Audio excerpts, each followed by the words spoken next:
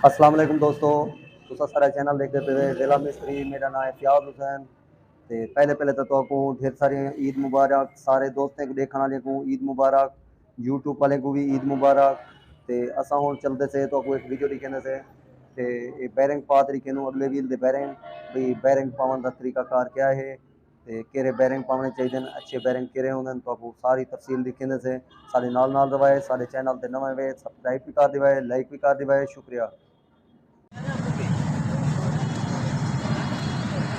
Jadi, yang kita harus main, sedih salah masuk. Hmm. Pada sedih.